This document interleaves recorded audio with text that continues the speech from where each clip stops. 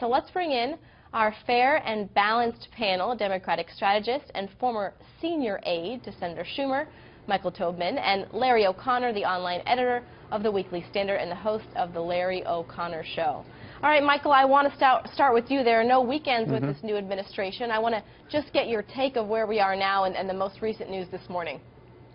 The thing about judicial review of governmental actions is, though you disagree with the ruling today, a ruling tomorrow preserving your property rights or protecting your due process rights from law enforcement will serve you and will protect you then. It is a foundational tenet of our democracy, of American government, judicial review of governmental actions.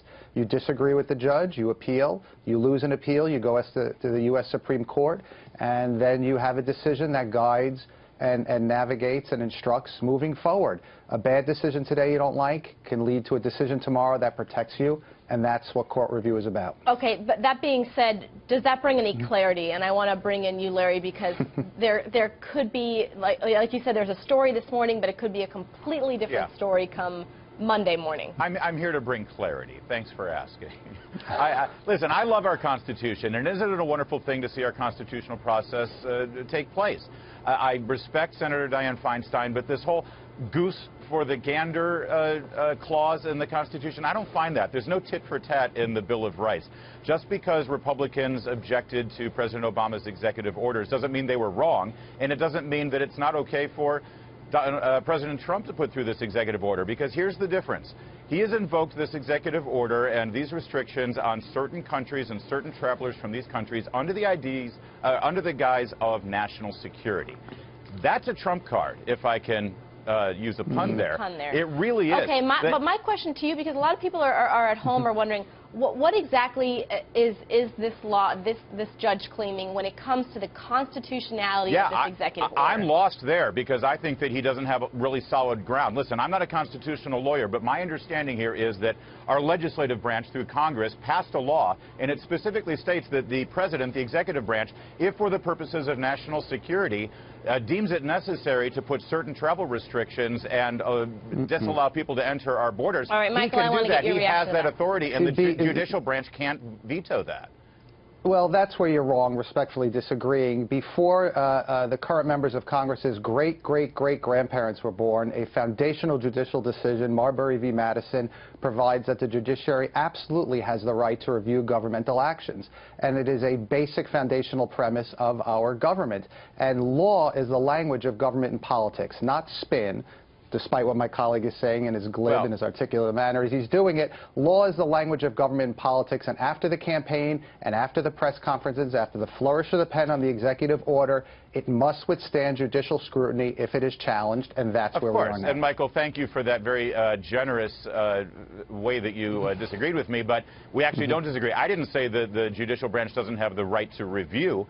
What I said was they don't have the right to override what the president did if it's under the guise of national security. Okay, the judicial branch has not, they have not waded into this in the past. I hate to interrupt you, and I wouldn't have if we didn't hear some news also from an interview that we had with our own Bill O'Reilly and President Donald Trump.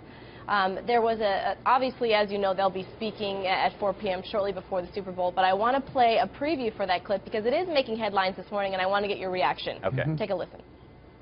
Do you respect Putin? I do respect him. Do you? Why?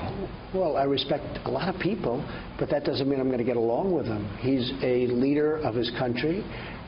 I say it's better to get along with Russia than not. And if Russia helps us in the fight against ISIS, which is a major fight, and Islamic terrorism all over the world, major fight, that's a good thing. Will I get along with him? I have no idea. It's very possible I won't. Putin's a killer.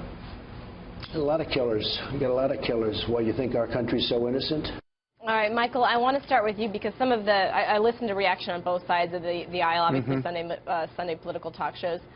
Some people are outraged. They're saying, look at, you're comparing the U.S. to Russia. You can bring up Crimea. You can bring up their activity in Syria, that there is no comparison and it shouldn't have been made. What's your reaction? Elections have consequences, as the left is finding out, and the Democratic Party lost the election, and there are consequences to that, but campaigns have consequences as well. And whatever the allegation is, whatever is substantiated in terms of Russian involvement or interference with our election, it opened the door to this conversation. It was a fair question, and I think that it is analogous. We can talk about the United States' role internationally, historically, and what Russia perhaps did here, and discussions in Syria and other places. The world is a moving thing. It's not a static situation. It's not a photograph. It's a moving picture. I think these were fair questions. And what happened with the campaign, however it's substantiated, opened the door to these hard questions specifically on Russia. All right, Larry, we have about 30 seconds, and Okay. I'll give you the last word. Yeah, listen, Donald Trump is not your typical politician. He says things in a way that I wish he wouldn't say them. Perhaps he was trying to inelegantly say, in the same way FDR and Winston Churchill found a common ally with Joseph Stalin, a murderous thug, because we had a common enemy at the time in Adolf Hitler. Maybe he's saying he can find some common ground with Putin against ISIS. Maybe that's what he was saying. Luckily, it's not my job to interpret this president's words, but I wish he had said it like that. All right, well, your job was a panel discussion. You did an excellent job, gentlemen. Thanks, Liz. Thank you You so too. much. We appreciate it. Thank Have you. a great Thanks, Sunday. Michael. Thank you.